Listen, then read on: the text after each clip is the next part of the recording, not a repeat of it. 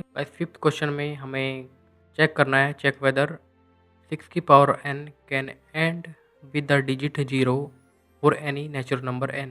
ये जो 6 की पावर n है वो कभी 0 से एंड हो सकती है या फिर नहीं। तो 6 की पावर n है वो कभी फर्स्ट में कुछ भी डिजिट हो पर लास्ट में 0 आ सकता है या नहीं, वो हमें चेक करना है। सो गाइस है एंड में 0 होने की क्या प्रॉपर्टी होती है वो मैं आपको अभी बता देता हूँ। फॉर एग्जांपल एक नंबर लो आप, जैसे कि मैं एक नंबर लेता हूँ 60।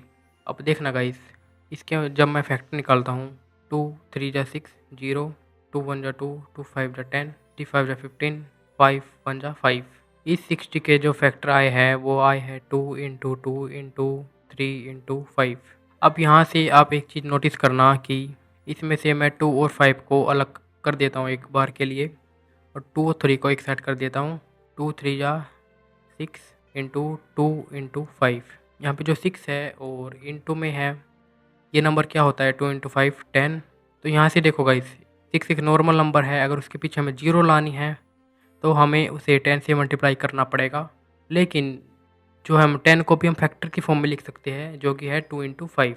इसका मतलब ये है अगर हमें किसी नंबर को उसके लास्ट में 0 लानी है तो हमें उसे 2 इंटू 5 के फैक्टर्स देने पड़ेंगे, या उस नंबर में 2 इंटू 5 के फैक्टर्स होने ज़रूरी है, क्योंकि 2 इंटू 5 के फैक्टर से ही जो है 10 बनता है और 10 से ही उस नंबर में 0 ऐड होती है।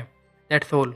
तो इसमें हम 6 के फैक्टर्स एक बार देख लेते हैं क्या ये हो सकते हैं या नहीं। अगर हम 6 के फैक्टर एक बार निकाल लेते हैं, 2 3 जा 6, 3 1 जा 3, तो यहाँ पे 6 के फैक्टर हो जाएंगे 2 into 3 is not equal two factor of 5 into 2। इसमें ये इस फैक्टर के इक्वल नहीं है क्योंकि ये ही 10 होता है, और 10 होता है अगर तो वो नंबर 0 से एंड हो सकता है। इसमें हम लिख देंगे guys 6 have 2 prime factors 2 and 3, but for 0 in the end we must need 2 and 5 factors.